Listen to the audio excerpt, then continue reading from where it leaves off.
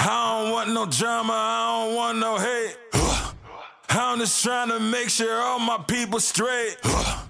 I'm just trying to give you everything I am. All right, and welcome to the Where Were We Again podcast. Would you believe it? This is episode 16. Yeah, that's right. Believe it or not, this is right about the 1 year mark of this podcast. This has been fun. We've talked to so many great people, but today is just another example of that. Like, I am super excited for this.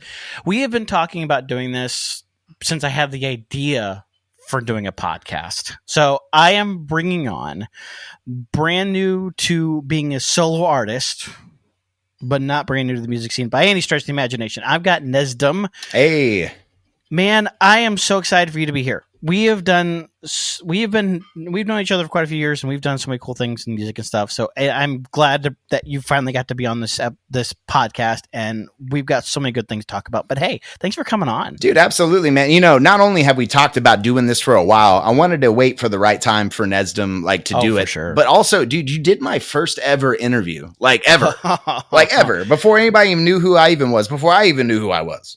Oh, yeah, that was something else, man. So for the story, and I don't know if I've told this story or some amalgamation of this story, but so this was I think I've told a part of the story. So this was a fun night, right? So I don't know if you know the whole detail but I had a great weekend way back, and I don't even remember what year, maybe it was 2013, I think. But this band that I really liked called Light Up the Darkness, I supported them. I loved them. They were great. They were doing an album release show, but they were opening for Disciple that night. Disciple was just about to release their I can't remember. I don't remember what the album was, but they ended up playing two brand new songs that night that they recorded and kind of said, "Hey, here's some new songs off our album."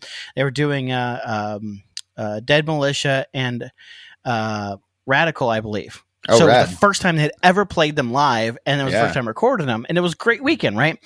And it ended up being an even better weekend because another band that I really loved at the time and really loved to support was also doing an album release show back here at home at the Firebird. Now, it was great because both bands are doing an album release show. So the one was down to Southern Missouri, so I went down there for that on the Saturday, and I came back that night to be available for the show Sunday as Random Hero was having an album release show with Disciple headlining.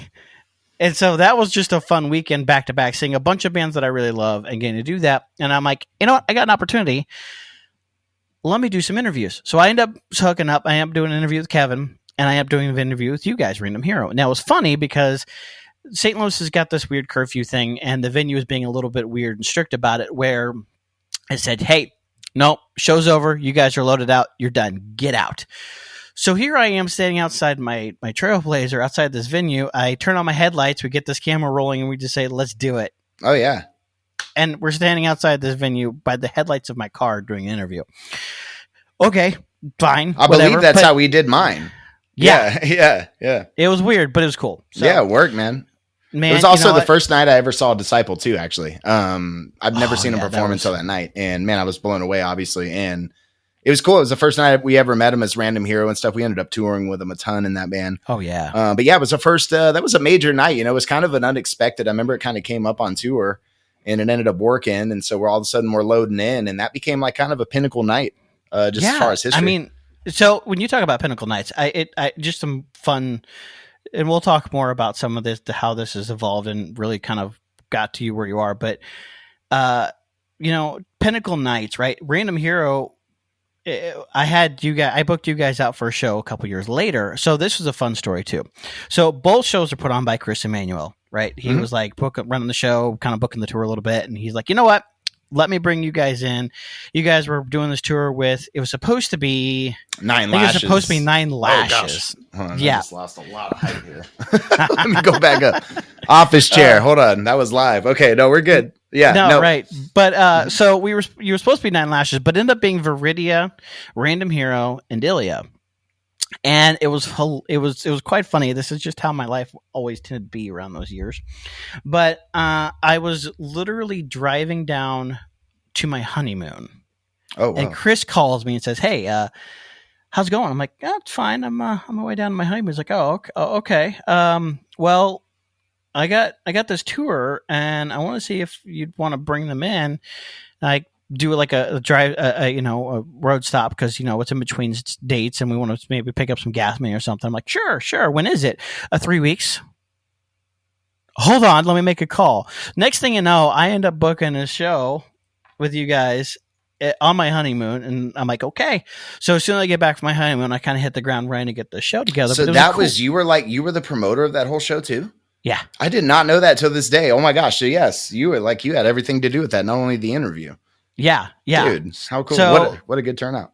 Yeah, man, that was something else, right? And it was really cool because that tour was a little bit of a special tour for you. So I got this cool picture. Give it a camera second focus. So here we are. Oh, this is goodness. Outside the venue. Come on, camera, focus. It's trying. It did earlier. So this is outside the venue of that we had the show at, and if it'll go, it's going to give me trouble, but that's all right. This was Random Hero and Ilya together. Now, what's interesting at this time, this was the last iteration of Ilya, really, and the lead singer. I don't know, that's fine. I'll figure out a way to put it on the screen or something. But this was the time where they had the lead singer by the name of Susie. Yes, and that tour. Tell me about that. What makes that tour so special? It was the most unexpected thing ever. I was actually in a relationship at the time, but all of a sudden was on this tour, and all of a sudden wasn't in a relationship. We broke up, and then never thought about it in a million years due to the timing. But Susie was single at the time too, and we just started talking. But actually, I want to say it was Knoxville, Tennessee one night. It came down to an acoustic guitar. Came down to me borrowing her acoustic guitar and singing some songs just like in the parking lot with some friends after the show. And she joined me. And that's kind of just when we started hitting it off and text and exchange numbers, even though we'd been touring at the time. And then after that, it was just history. Nothing, everybody else was just non-existent. It was just kind of, tunnel vision on that tour, Right. Now, spoiler alert, fast forward, you guys are married now. We are. So, going on 5 years, but we've been together for 7. Yeah. Congratulations. Yeah. So that was a really kind of a cool thing to kind of see that come together and kind of go from that point forward. But that kind of evolved, right? So you guys got married and all of that. Ilya kind of fell apart. And so Susie's like, I want to do my own stuff, right? Because she was already fantastic at writing. She'd been writing for years, even before I think from my understanding, even before she was the lead singer of Ilya, she was writing a lot of their stuff and kind of helping them anyways with that stuff. And so she was already putting out so much amazing music. And so she was like, I'm going to do this myself, right? And you ended up drumming for that. Yeah. So, I think, we all helped work on that first record. Red for War. And, it was really cool because I saw kind of the breakup coming. I did know first and foremost that she was writing everything and stuff. And so I was like, this girl's super talented despite, our romantic involvement. Bertrand at the time was producing. I was living with him. And so it just made sense to do that. And then you got Red for War right there, which, it got her started, man, and I look back on that record and there's some bangers on there and I'm like, it got her feet wet. And now to look at what she's done, it's incredible. Oh gosh. Yeah. And I've been there every step of the way as far as just being able to watch it. So it's been really cool as far as a husband, but also being in her band. Yeah. Oh gosh, for sure. And you guys got to go through, so many highs and so many lows together and stuff, but it's so cool, to be able to see you guys playing together. That's I don't think a lot of people get to experience that. There's a couple of bands out there, some small, some really big that have that, but there's just something really special about seeing you guys two up there playing together. And it's just really neat to see how that's evolved. But time goes on, things happen. And no, this is not leading up to something bad as much as that was starting to sound like it. But no, look, so something even cooler in that realm happened just recently, and I mean really recently. you guys announced a double signing to Crossover Records. We sure did. Yeah, I mean, it started with the Zana one, and then we just announced the Nesdam one, and it's been something that's been in the works for a long time, and it felt surreal for the longest time, man. But now that we're here and we're like got both of our singles out and music videos coming out on the way, man, it's really cool. It's cool to see both of our projects kind of get picked up by somebody that, you know, like Brian Head Welch, that really believes in it, and to sit down and even interview us, and yeah, it's kind of like a dream come true, man. I just want to deliver, because it's one to get an opportunity like this, but it's also another to do. What do you do with it? You know? Oh yeah. Was it all for the announcement, or did they actually have something that was worthwhile? Well, I'd like to believe that we do, you know? And so, we're just going to keep pressing on, but I feel like we've done that for the later part of, I mean, for me, a decade now, but her, the later part of it. So, yeah. So, you know, this was kind of cool, and maybe somebody's surprised by this, but yeah, you coming out, like, you just got signed, you're doing solo stuff. Like, how did you get down the road from like just play? I'm not gonna, and I'm not, this is terrible phrasing, but like playing the drummer and like being more in the back and like support to like, you're running this. This is your show now. No, that's cool. That's a great question, actually, man. It kind of comes down to this. You just had, in a band sense, man, people will automatically just think the singer wrote the song. You know, they think the singer is the reason that song's there. They don't know where it kind of comes from, nor do most of them really care, right? If they love the song, they love the song. So kind of you get like stereotyped as a drummer just to be like you're just in the band, right? You just hit stuff, you know? And that's funny, man. But then there's like Dave Grohl's out there, you know? And so I feel like every singer or songwriter compares themselves. If they're a drummer and they sing or they write songs, they compare themselves to like a Dave Grohl, because he's like, you know, the pinnacle again. He's like the one that, you know, we all look to that actually did it on a high scale, even though there's so many more. But I'm one of those just multifaceted musicians. I always have been. But when it came to like my whole life, a lot of people know me as a singer. A lot of people know me as a drummer. But when it came to Random Hero, my first opportunity to kind of get in a national scale, it was as a drummer. And then if you notice Random Hero, much like you do, it's awesome you're wearing the hat. You notice that I vocally evolved in that band and started singing more as time went on, you know? Yeah, I mean, and that's really cool too, right? Like that. So that's one of my favorite things to do, like with any band, especially ones that have gone on for a while and put out a lot of music. 'Cause I love to just kind of watch the evolution from where they start to kind of as they grow, right? Because Random Hero, and man, I love that band. I still do to this day. I play them a lot, but like the last album you guys put out. Oh yeah. Well, I mean, fair enough. Right. Yeah. But like that last album, like that you guys put out was just truly, honestly, it was the pinnacle, like truly some of the best work you guys had done, because you guys spent a lot of time trying to craft that. And I heard you on that really well. It was great. And like not only were you get to be standing out in that, but like, you know, hearing Aaron's, like it was toned to Aaron, right? It finally found the music was all built around his voice. Yeah. And it was something that was different that hadn't been done throughout any of the previous stuff. And it just sounded so good.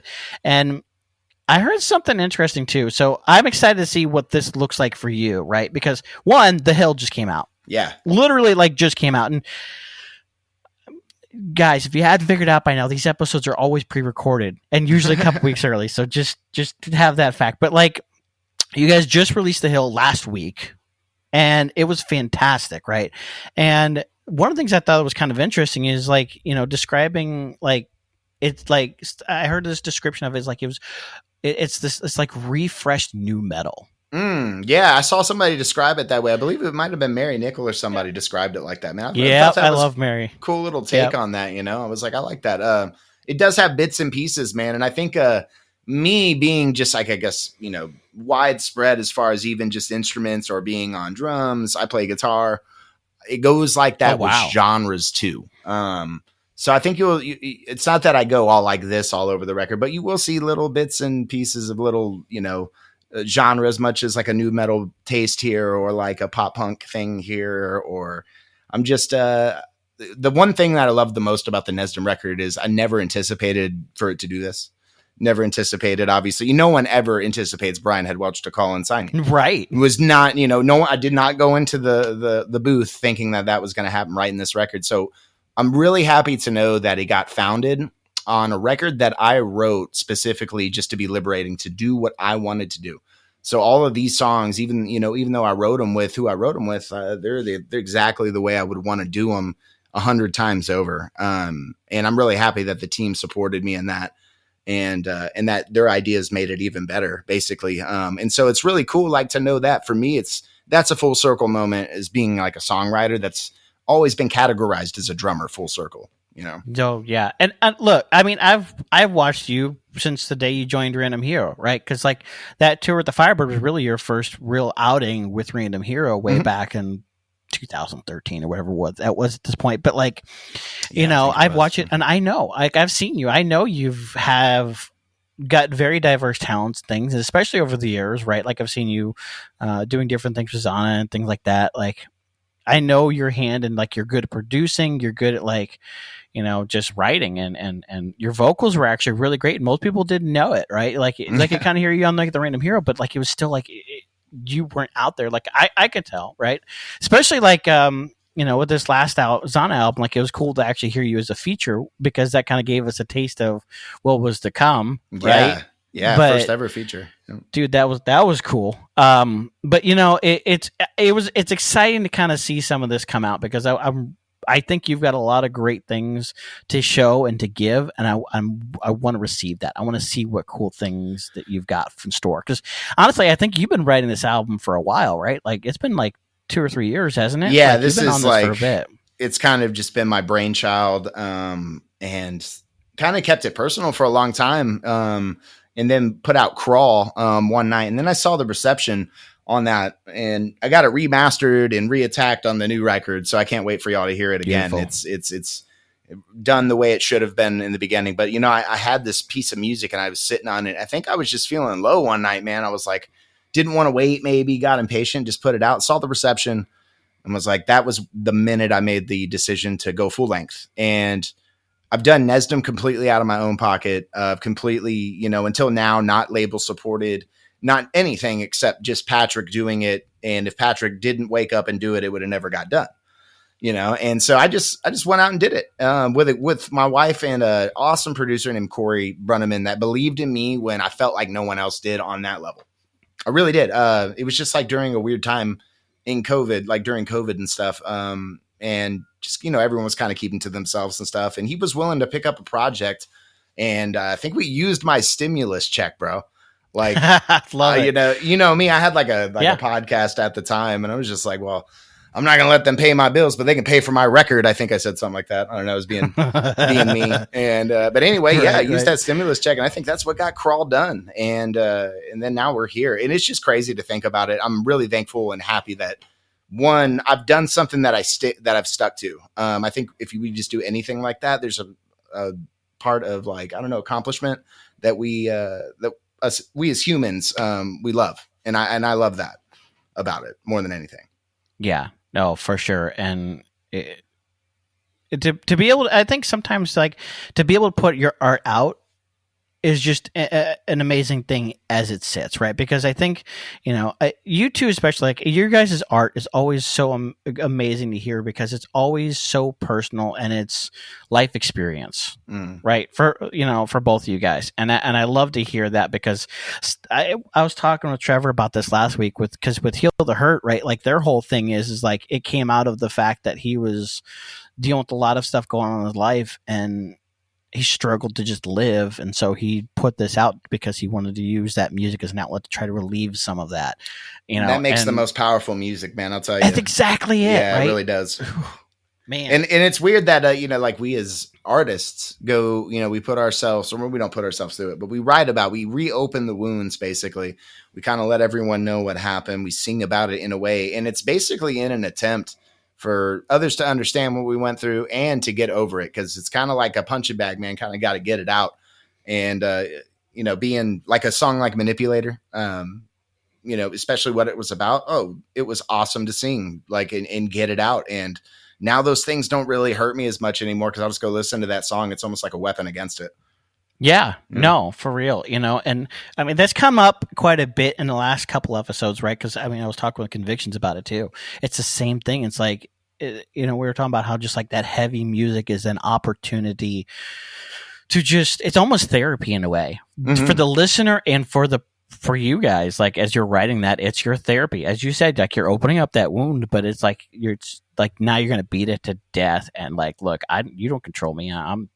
This is my story, and I'm going to use that to help others. Right? Yeah. And I think it comes down to like, we watch a lot of movies and stuff, but if everyone from a movie perspective could understand another person like that, like we all understand Ben Affleck and every role he's been in, we're like, okay, man, we get that character. But if I understood Trevor like that from Heal the Hurt, it would just add effect to what he's singing about. And so that's kind of what we try to do as an artist. This is what I try to do, is I try to bring it out and not that to make you live it, but it makes you understand me better when you know what Crawl's about. It makes you understand me better when you know what One Block Away is. And if I could ever get a cinematic masterpiece to like write it, or like visualize it, I would, but, doing with what we can right now, man. But I got to say, I love the ride. I love what's happening. I didn't expect to be here, and nor expect to have vinyl records on pre-order right now, cassettes, and with my name on it. It's weird. I'm going to be dropping something on that. Like, I have to get. I'm a vinyl collector.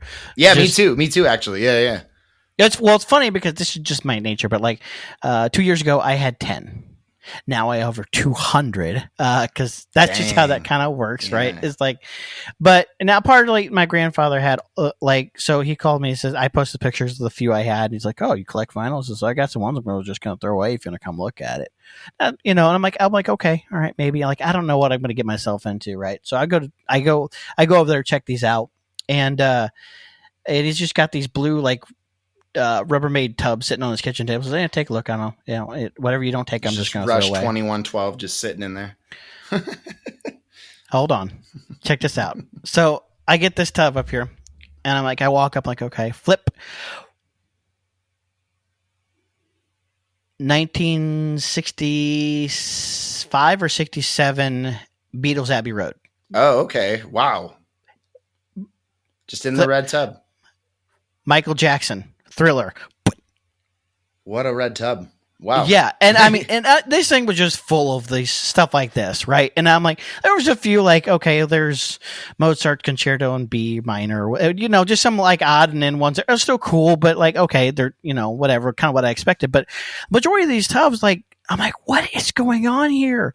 Like some of the, like, all the great hits from like, the 60s, 70s, and 80s and vinyl is in here. And like, he bought them new, so like when they came out. So I'm like, okay, this is so that's kind of like, okay, well, now I have to go buy a record player, and it just kind of turned into a thing. So anytime you guys are out there releasing new music and vinyl, like it's something I have to have now because man, I think we'll do like a limited run of them and then put them out. But they look sick. I saw the designs today, and they're up on the site now, www.nesdammusic.com if you want to check it out.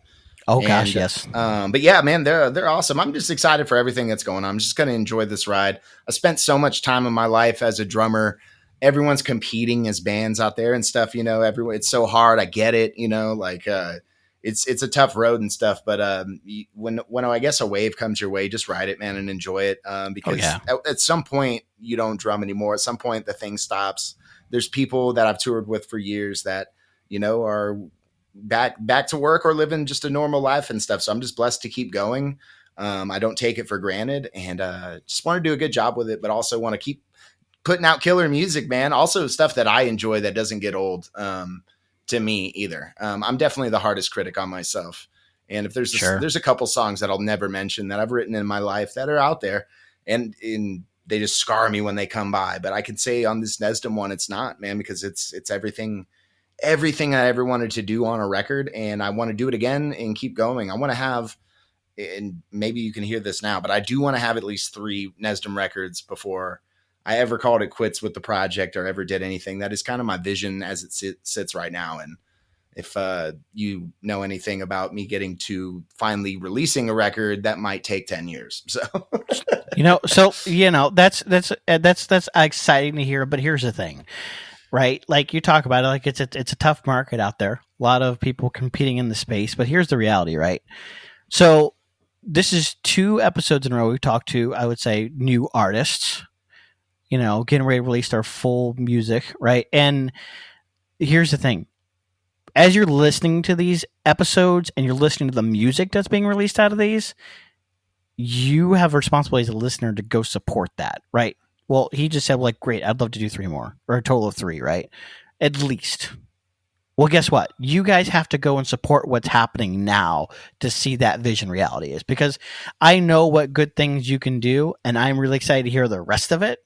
So I just know that I want to hear more of that. So, I'm going to do my part to go by and do it all that. But like, you guys have a responsibility as listeners to help continue to make that happen. And that's not just true with Nesdam or anybody else, but that's just true with all music, right? You have a responsibility. If you like something, listening to it on Spotify is not enough.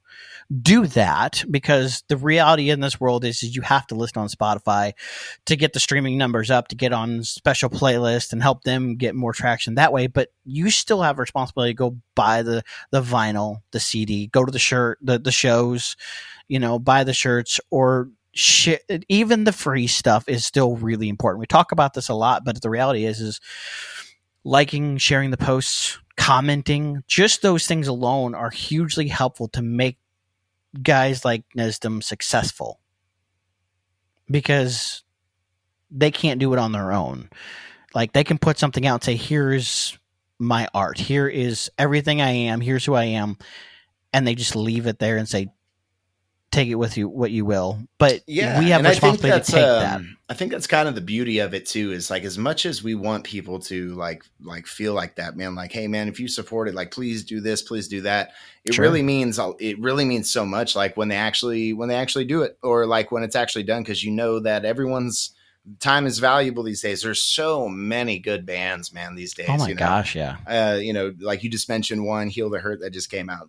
Awesome, and then all the others that are still releasing killer stuff, and then you got bands coming back out. You got Creed back, bro. Right?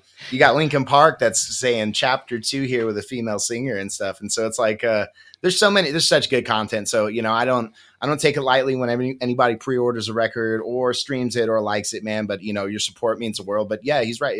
It keeps the world going round with content that you like. So.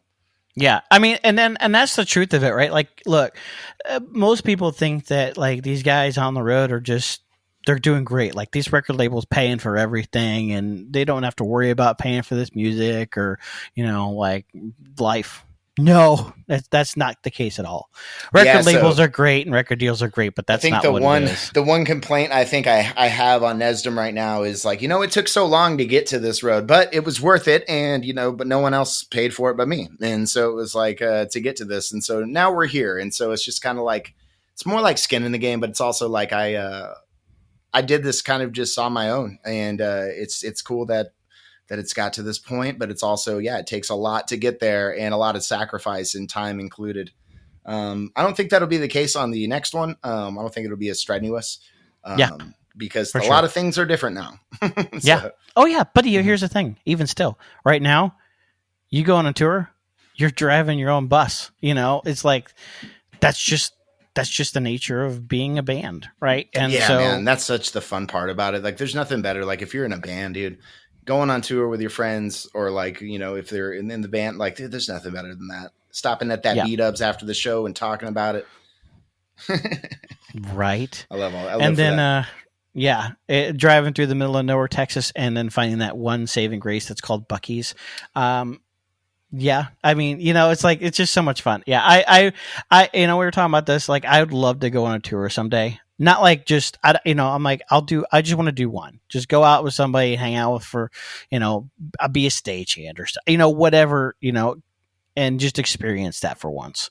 Go sleep on the bus bench in the back in a Walmart parking lot. Go run merch for them, man. So you're with the fans all night, bro. Ooh, yeah, there you go. No, really, that's a great experience. Yeah, no, a lot of people that have done that, and then they go from there, and then they start teching, and then they're just meeting people all the time. Oh yeah, no, but yeah, just for the fun of it, right? Because I've done like a weekend run with a band called Judgment Fire way back in, I guess that was 2015, I think, maybe 16. I don't know. Just a weekend acoustic run in Iowa. That was fun. Yeah. But it's just a neat experience. You gotta love what you do, man. You gotta love what you do, because if you don't love doing this, you will not last long at all. Oh my goodness, I've had so many reasons to quit. I have tried to quit, and I keep coming back to it because at the end of the day, I love this. I love doing it. Love putting out the records. Love making new music, and love going out and performing it and meeting people like you, doing interviews like this. I think I've met you at so many shows, just popping up, and seeing you in passing. Anyway, yeah. So it's funny because you just never know where I'm going to show up. Yeah, it's really true. That's why I was like, dude, I don't know what time zone you're in, because I see you at all different shows. Right. Like, I don't know where. No, but so I like to shift course a little bit, right? Because this is something I always talk about in these podcasts, because it's a tension that we face. Because one of the things that this podcast does, if you guys hadn't figured this out yet, right? I deal with people who identify as Christian. Okay. Not necessarily putting out like Christian records. Like, we're not talking JPMs here, right? This is music can be raw and real and rough and whatever. But the reality is I want to deal with people who are of the faith and talk about that. And because, I believe in life change, right? I believe that music can have an impact, and I want to put forth something that I want to promote people who I believe in and are something that anybody can put on and listen to and feel safe. Gotcha. Right. Yeah. Positive message, and so, and really what I want to represent here is anybody I'm bringing on, what you're hearing, what you see, it is what you get. They're true to themselves. They're honest. They're real. They're not just putting on a front to make money, because the reality is there are bands out there that are claiming to be holier than thou or perfect, and Christian bands they're just doing it for a money game, and my job here is not to name names or anything like that, but I'm not going to bring anybody on here that's playing that game. I want to bring on people I respect, right? And so the tension I bring on with that is like the balance to that. And it's always an interesting conversation because everybody's got a different perspective. And I honestly think there's no right or wrong about that. But the reality is, calling yourself a Christian artist or not calling yourself a Christian artist and being just, man, I just make music. And the balance of that. And what does that look like? Right? So let's talk about that a little bit, right? So what to you, what is Nesdam? And this is not like trying to play a label game, but it's let's define that. Let's dig into that a little bit and what that means to you. So basically, the first thing you're going to have to do is, if anybody ever asks that question, and it's not just to Nesdam, but if you ever want to ask that to an artist, you have to define to yourself first, what is Christian music to you? Because it means a lot. That definition does not mean to you what it means to me. It doesn't mean to the next person. There's a why. That is such a blanket statement. Take it from somebody that for the past 12 years has toured in the Christian industry. It's the biggest blanket statement ever. And it's like, Christian music. Okay, are you Christian? Well, what does that mean? Does that mean every song needs to be catered? Because I've been called not a Christian band with informer bands because not every song was about Jesus. Or I've been told that I wasn't a Christian because Christians don't play a distorted guitar and scream in their music. So there has to be like a fine line on what that definition means before it can be answered. But in the best way, if you have a clear definition of that, listener and Andrew, if you do have a clear definition of that, then you'll just know that by listening to Nesdam music, it is a story about a man who is a Christian. And that is what Nesdam is. Nesdam is essentially my name backwards. And it is the tale of Patrick Mattson, written by Patrick Mattson with a team, played by Patrick Mattson. And then you're hearing the story of it. And Patrick Mattson at the end of the day will always be and is a Christian. And so that's kind of just like the standpoint on that. Now, where it evolves from there, and I have no problem talking about this in a limited capacity. It's just I've been in the Christian muck. I've been in the backstages, toured with people for forever in this industry to know that don't want to be around it as much as I used to be. And that has nothing to do with Jesus and everything to do with the toxic environment it's become. Not that the whole thing is toxic, but just that I have experienced that portion of it. Now, part of me will never let it go, but it will, like Nesdam's a little bit more sensitive to opening up to it full par as I have in other acts. So I will be sharing that with a more secular field too, as far as like playing shows and opportunities. But I've done that throughout my entire career, Red tours or Hoobastank in 10 years with previous bands. So it's nothing, it wouldn't be anything out of the realm, but long-winded and accurately, that's the depiction of Nesdam and me personally right there. Yeah. And and that's perfect, right? Because honestly, you define that well by not defining it, because the reality is everybody's view of Christian music is completely different. So crazy. It's so widely vast. And so it's like anybody can ask me that, but at first I have to like kind of calibrate, what do you think Christian music is, or what do you believe it to be? Yeah, absolutely. Right. So like, there's a song I have, just for example, and sorry to cut you off at all. No, go. But there's a song by Papa Roach, man. And me being a Christian personally, there's a song by Papa Roach that I get so much out of. It's almost, worship Jesus to it. And it's a completely secular song. And it's just the Spirit. Which one is it? Whenever. And it's called Before I Die. And it's off the album, The Connection. By Papa Roach. And I think that was the record that he found God in. And so, it's something that every time I listen to it, I kind of remember my core values. And I know that there's power in that because it's kind of like a recalibration for me spiritually. And so, that's why I'm like, dude, Christian songs don't just have to be what you think.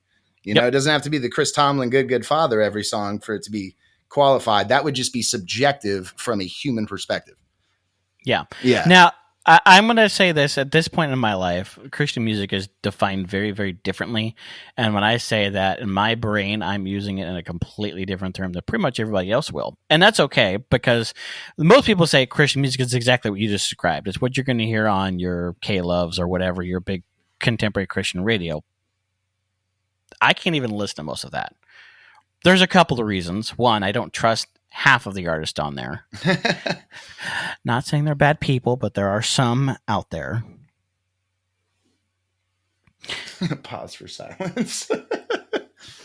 Anyways, that's not what I'm doing. But look, so that's one definition of Christian music. There's the other definition that says, there's Christian bands that just sing about God and they can do it to heavy metal or whatever. But then there's realities. To me, Christian music is it's somebody that's just out there doing their music and giving themselves out and saying, this is me, raw and real.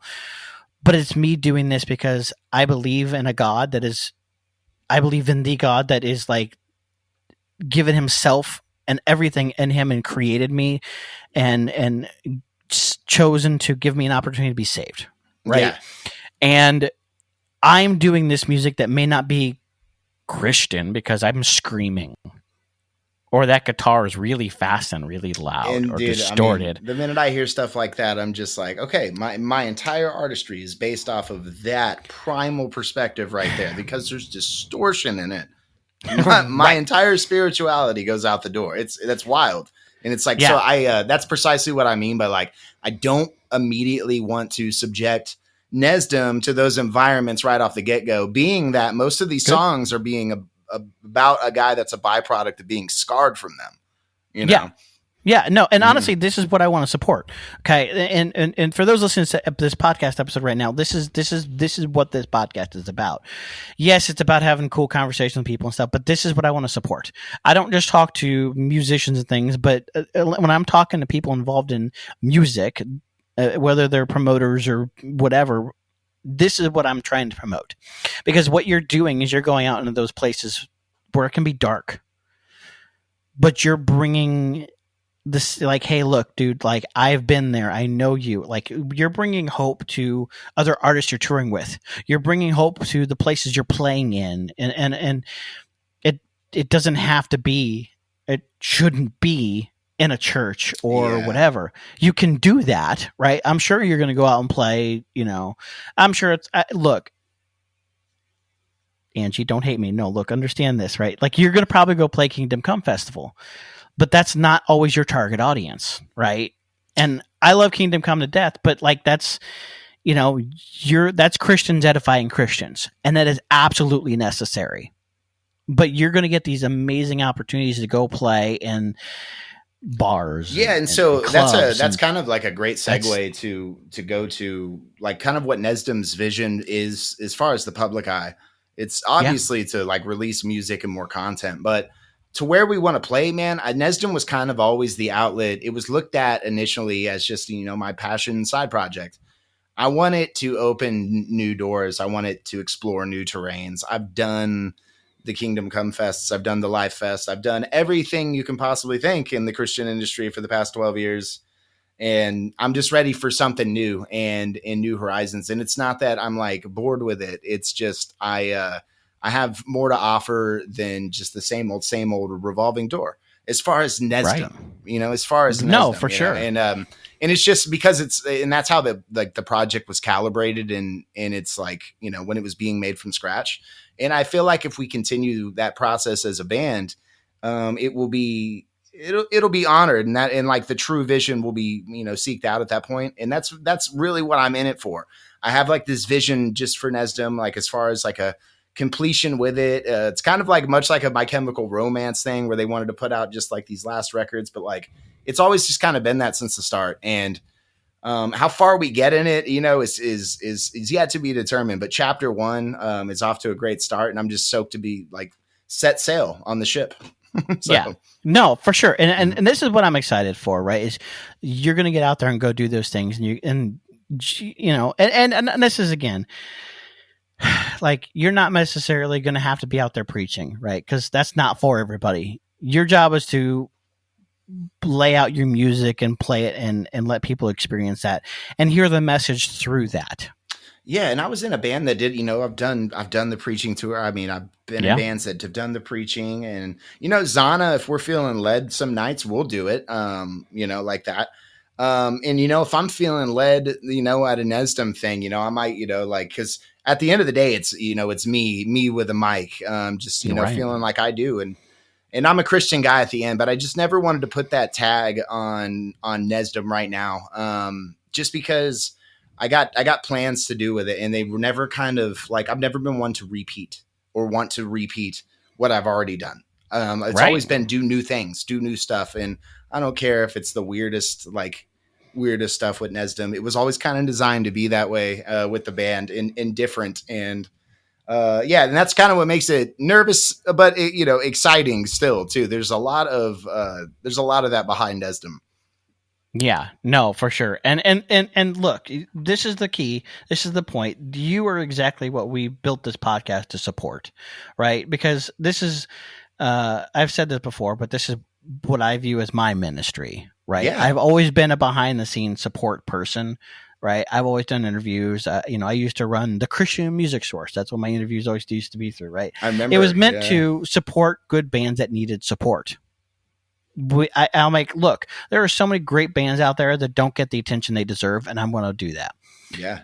And sometimes I'm going to bring on people that they get all the attention in the world, but I still want to share their message or bring more attention to what they're saying or whatever, and have conversations around that. And so this is my ministry. And so you're exactly what this was started to support. Man, that's cool, man. Yeah. And really when you talk to hear that yeah, dude, like this is, well, I mean, really, you kind of helped put this idea in my head, honestly, right? Because I was talking about, what was it? I think it was 3 years ago at Kingdom Come. I caught up with you and you're like, and I was like, yeah, I've been thinking about doing interviews and stuff again, but I'm just not sure how to do it. Like, I've done the live stream thing, I've done the whatever. I'm like, I'm just trying to think about the outlet. And at the time, like, I think you were just kind of gave up on, you were just finishing up your podcast. Yeah. And I'm like, you know what? Honestly, this would be a great format for a podcast. And so it's always been in the kind of my brain and stuff. And you're like, man, you start that podcast, I'm going to be like the first interview on there. Like, you got the exclusive, like, Nesdam is going to be the thing. And it took a while to get there, but for good reason. Like, the timing had to be right. But honestly, you were kind of the inspiration for me to come out there and make this a thing. Dude, that's cool, man. I didn't know that. That's rad. Yeah, and so it's just important to me to be able to bring these stories forward, Yeah, no, absolutely, man. You've, it's funny. I've known you for a long time, and you were there like in the beginning, and you're still around. And that's kind of just what this whole industry is, man. Whether you're a Christian industry, secular, I've done them both. It's a marathon, and it is what you have is everyone trying to be the rabbit, trying to get overnight success. But if you're that tortoise, that's when you creep through and things just start to go, because you just got to plan for the long haul. it's a cutthroat industry, and it can happen overnight, but it could also take 10, 20 years. And for me, it's taken 15 to even get this far. Right. Oh yeah. Yeah. Well, let's shift courses a little bit. I want to kind of talk more about this new album a little bit. So is there anything you'd like to tell us about it? Like, is there any kind of like stories behind some of these songs you'd like to share? Oh, man. Yeah, cool there's so many. It's basically like when there's a QR code for the lyrics, when you get the digipack, or if you get the vinyl, there's lyric books. I hope it reads like a book when you read the lyrics front to back. You know, cool. Obviously with repeat sections due to music and choruses, but yeah, and like there's so many stories. It's like One Block Away was written about a music mentor of mine, a guy that I was in a band with for a long time named Jason Coran, who died. I lived 1 block away from him, and I went on a tour with Random Hero one day and came back and he wasn't there no more. And this was a guy that, dude, I'd been to Hollywood with numerous times. I had done big stuff, sat down with Roadrunner with him early in my career. And one day he's gone.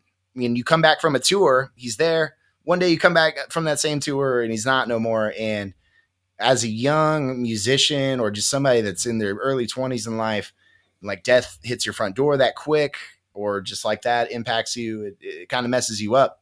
And so that song kind of alludes to it. It also talks about our time in that band. So there's one like that right there. Bulletproof, man, is kind of just like my walking life. I've been shot at like an early story in my life when I was 20, was in Kentucky, and I was in this band and yada, yada, yada. Some stuff happened and somebody grabbed a gun and shot at me, and 6 rounds, man, so that's what that story is about. So yeah, I mean, Manipulator, it's written about the face of evil, man. It's just like, evil attacks us every day. It attacks everybody. And if you don't think it does, like everyone knows this. And it's just like, it's kind of just my song to that. Your anger song, your gym playlist song. I needed one of those. And at the time I was super angry writing that song. So it just kind of fit the format. And then there's Crawl, which is, if you go watch the interview with Brian Head Welch, we talk about what Crawl is about, but that was about my unfortunate attempted suicide in 2020. And so it's like, there's some heavy material that it's written about, but that's why it's deeply personal to me. That's why the Nesdam name fits perfectly. It's just backwards. It's a way of me that you never knew before. Just maybe because you never asked or it wasn't presented, so it's right. One of those things. Now, Yeah. Yeah. And no, man, that's the truth of it, right? We were talking about that earlier. It's like the real rawness of those stories is what's going to make such great music, and I can't wait to hear it. And man, and that's what I'm really happy that's getting through to people, man. I conversational pieces like Manipulator and Bulletproof. I have constant people coming up to me talking about those songs. Really cool. Really cool to see their meanings of it, how it impacts their lives. Families too. And so that's like, man, that's the currency right there. Like that's worth more than $1 million at the end of the day, man. It's like the impact your music brings to people, and there's an energy there that just can't put a currency on it. Yeah. I mean, absolutely. So it's that time in the podcast again where I'm going to flip things on its head. Yeah, dude. I want you to turn around and I'm going to have you asking me a question now. And dude, I was thinking about this earlier. Yeah. Oh, yeah. So the rules are, guys, this is pretty straightforward. I ask him to ask me a question, and I set no limits. Sometimes this may be a good idea, maybe a bad. I have no idea yet. But whatever he asks, I'm going to answer it. I don't know if anybody has ever asked you this. Okay. But I've seen you around in the music industry, so I have a little prelude to this. Seen you around the music industry for a long time, supporting bands, interviewing, doing great interviews such as this. Like, if you could play any instrument for any band, dead or alive, it could be a band that, like Queen or somebody, like Freddie Mercury still around, dead or alive. If you could play in any band on at the what was it, the Bluebird or the Firebird, the night that we met, it would be there at that same show. Okay. Who are you playing that same show? It's Random Hero Disciple.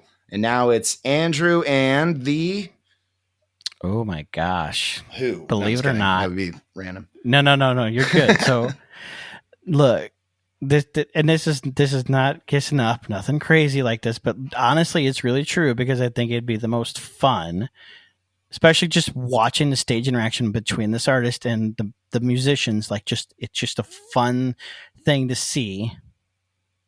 I'm a drummer. I don't know if you knew that. Yeah, but I'm a drummer, so by nature I love to drum. So that's going to be where I'm going to play. But I would love if this would be the thing, if this was the reality, and this was actually a thing, I'd be playing drums for Zana. No way. Dead serious. Dead serious. I hate to kick you out of your seat, but no. But I mean, but amazing. Honestly, it would be so much fun because like the way that you guys interact on stage is just so much fun. So you like the drums in Zana? Dude, yeah, that's rad, man. No, now, it's partially the parts that you write and whatever, but I mean, honestly, like it's fun. It's got a nice drive, and it'd just be a fun part to play. And dude, that's rad, man. Yeah, honestly, let's get specific. If I'm going to tell you which one I'm going to play, if I'm going to play a specific song, it's going to be "Your Gun, My Knife." That one is so fun because it's like that intro, just that ethereal, like, and then that. Just I'll be sitting there on that, getting real low on that ride cymbal, kind of giving that like look over the, like, dude, I could just feel it. Yeah. I still get chills with that song live. Yeah, I think we're gonna start intertwining it back in the set because it's just become a cult following around that one. Oh gosh, yeah. Oh yeah. It just makes you feel like there is some serious stuff behind that song. Well, not to like spoiler anything, but if you like that, there's kind of a callback ish on the new Zana record. So yeah, kind of vamping it up here, man. Yeah, no, but yeah, okay. So no, that was a fantastic question. And again, it's not. If anybody else would have asked me that question, it still would have been the same answer. So don't think just because it's like you're in the band is That's cool. Sorry, I was closing my door. No, that's rad, man. I wasn't expecting that. Like, that's super cool. No, for sure. But yeah, see, I love this. You never know where these questions go, and I've had so many interesting ones. But yeah, I love that. Yeah. And it's just because, like, and I've gotten the cool experience to kind of see you guys up close. Now, look, guys, when I say up close, like, I've had photography pass at Kingdom Come for the last 2 years. So when I'm up close, I'm like literally like 6 inches from Patrick as he's playing. Oh, bro, you're like right there. I'm getting the sweat off you as like you're throwing down. So like I kind of get that feeling. So I kind of like get what that vibe would be like. So that's where like, no, that's what I want. That's awesome. Look, yeah. There's like a couple of different bands I gotten close to kind of experience that, but like of all of them, like that would be a fun one. So yeah. And Your Gun, dude. Yeah. Man, so okay, well let's talk about like playing shows and things. Like you've done all kinds of crazy things. You've been on tours with bands of all kinds, and you've been doing this for years. Let's talk about tour life a little bit. What is like the craziest? And this is just gonna be a hard question, just because you have to think about it now. So sorry, but like, what is like the craziest like tour? Show stop. Let's go for a specific show, like the crazy, like, dude, like what just happened? Craziest show experience you've had. Craziest show experience.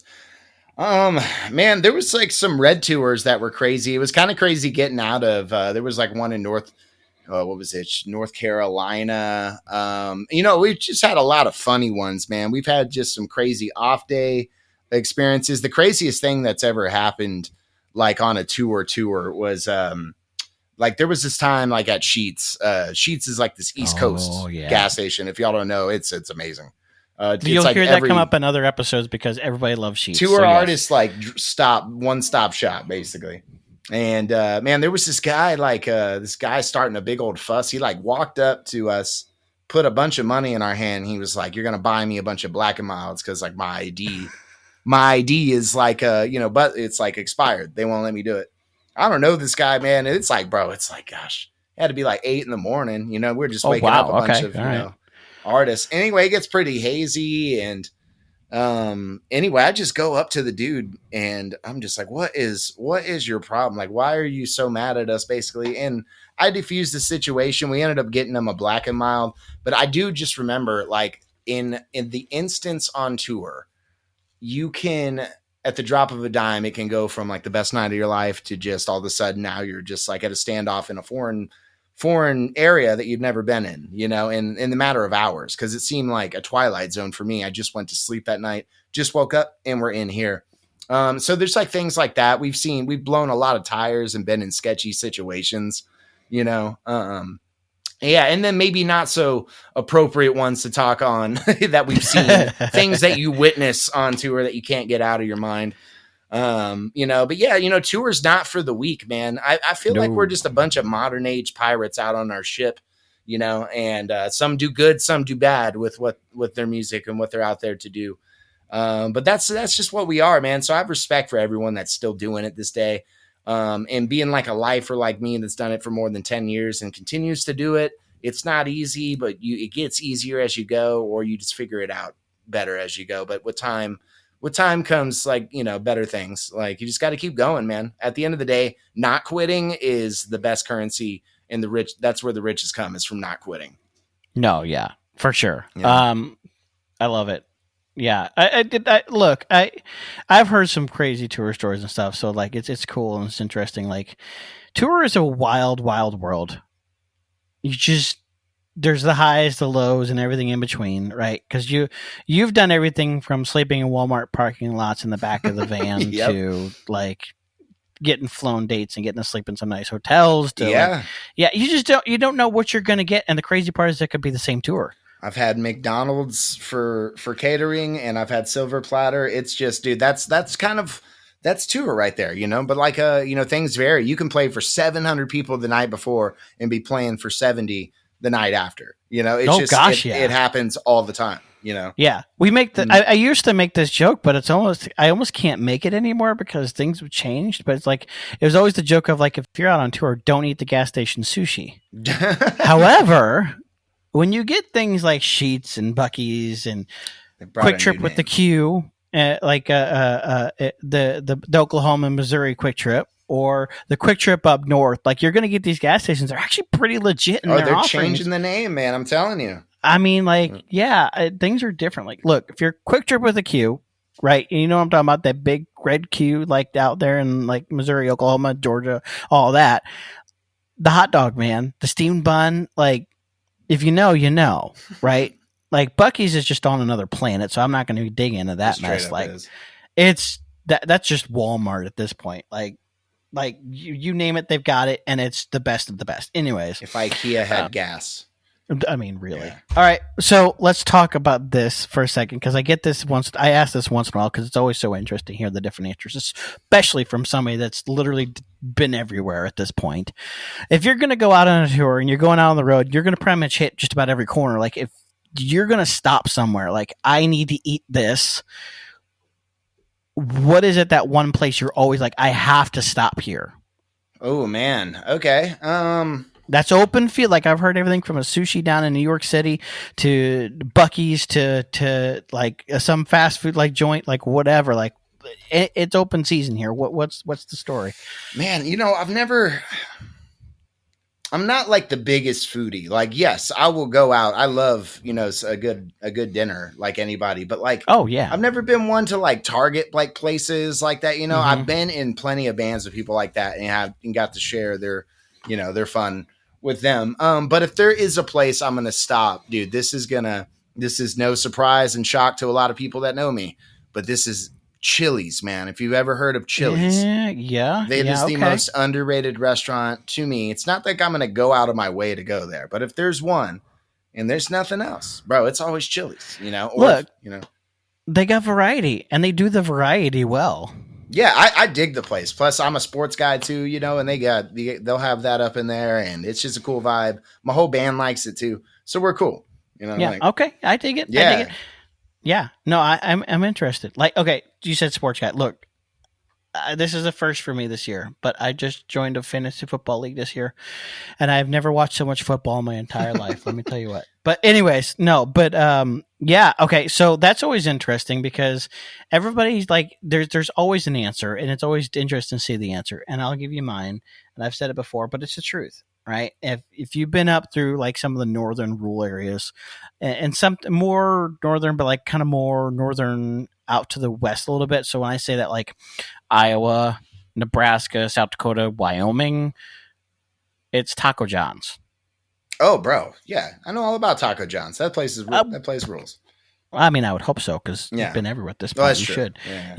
You should know about Taco John's. I am very disappointed if you don't, because here's the hot take. They blow Taco Bell out of the water like 100 times over. Like, I'm telling you, the price is not really any different. But look, Taco Bell gives you meat in your taco. Taco John's will fill that thing freaking halfway up with some meat, and you're getting Wyoming, what you pay for. Look, I got word that they're going to put like they're planning like 5 in the St. Louis area, and I about fell over. I'm like, dude, now we're talking. I'm going to be broke. Anyways, I'm not like a huge foodie kind of guy. Like, I'm not known for things with flavor. That's kind of the joke, is like I'm a little too picky for my own good. But I love some good food places, right? Like I've got regional things that I like to do, and it kind of grows as I get to travel a bit. Like anytime I'm in Nashville now, I'm going to go to Bar Taco. I know about that one too. I recently had that about a year ago. Really good. Their shaved ribeye bowl. Oh, that was good. Anyways, yeah, no, I mean, I like to just to kind of see, like, you never know, and sometimes I might learn about something that I never thought I'd like. That's pretty good. I never thought about it. It's great. Like, I always had to stop at Sheetz now. Like, if I'm going out to the East Coast anywhere, like, I make an effort to stop at Sheetz, because I never did it. Like, I went out, I'm like, okay, well, everybody talked about Sheetz. Let me see what this is about. And I'm like, yep, this is exactly what everybody says it is. It is that good. You know, I've heard it's gotten better. I haven't had it lately. Ooh, how does that get better? I don't know. I'm on their email list. I try to stick up with them. Yeah, I mean, as you should, right? No, so like, you know, it's always just kind of fun to hear the different answers. But like, yeah, you know, I'm glad you came on, right? I appreciate your time. I don't want to keep you too much longer, but I do like to turn this back on to like why we're here. And it's because we have a platform, we each do in our own way. And I always want to make sure that we use that platform responsibly. And one of the ways that I like to do that is like, look, there's people listening. There may not be a lot of people listening. Share this episode if you can, but we have a responsibility that if we believe something, whatever that could be, whether it be faith or like we've gone through something emotionally or whatever, if we have something that means something to us, we have a responsibility to share that, because somebody out there may need to hear whatever that is. Mm-hmm. So I always want to give everybody an opportunity before we end our episodes to share whatever is important to them, because it could make or break somebody's life right now. And so I want to give you that opportunity here. Just like, what is that message that is so important to you right now that everybody needs to hear?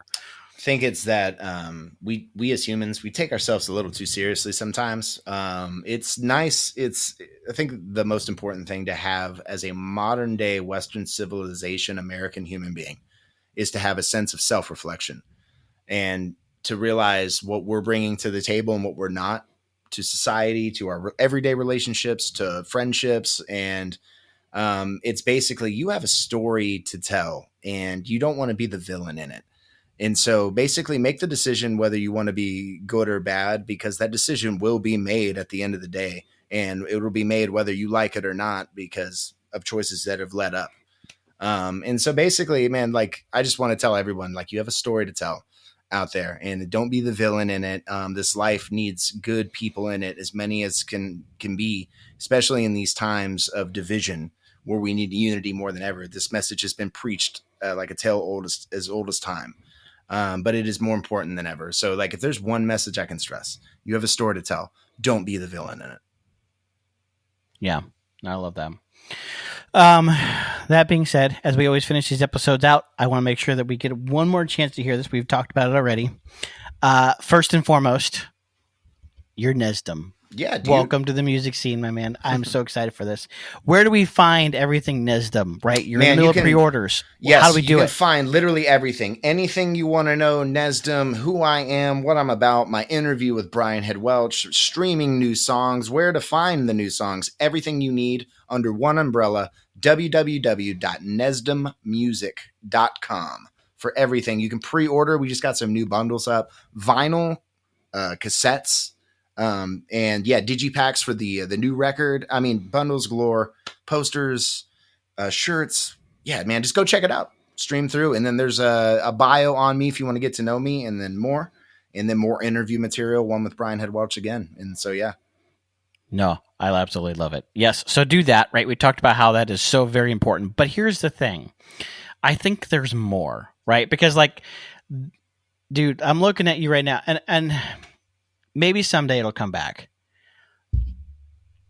You got this fantastic beard right now. You've had this fantastic beard for a while, but like it is like looking spectacular. What do you do with that? Like, what's the deal with that beard right now? Dude, I'm glad you asked. That's so funny. I just got sponsored by Medusa Beard Oil Company out of Colorado Springs. And so, yeah, I use their beard oils. I put them in every day. They smell good. He's got Greek god lines. He has all types of lines. If you check out Medusa Beard Oil, he's my bro, Gerald, good friend of mine, but also his product is the bomb. But yeah, dude, that's how I get that, man. Right Number there. one rule: if you ever see somebody like if you ever see somebody with like a really good beard or really good haircut or something, like, dude, that is like clean. You need to ask them how or why or who's responsible. It takes time. It takes time, but like because like you have an opportunity to like. That's what I like for a while. I was like, oh, I don't know how to get my hair cut by. I'm like, and I saw this dude like, dude, that haircut is sick. Who cut your hair? And I went and saw her. Like, she was fantastic, right? How do you find the best? So that's like, you got a fantastic, like, how do you get that beard? Check out that there beard you oil, go, dude. bro. Check that out. Thank you for coming on. I can't say enough. You're going to be back. There's no way I'm not going to bring you back. We're going to have so many great conversations. I'd love to do this again, man. Yeah. Yeah. We've got so much good stuff to talk about, and it goes on, you know. So we're here to support, as we always do. If you guys want to see more, go follow me on my Facebook page, Instagram. Go check it out. We're on YouTube. Anywhere you listen to podcasts, as a matter of fact, we're there. Where were we again? Just go find it. It's out there. It's great. Okay? Like it, follow it, subscribe it, do what you need to do.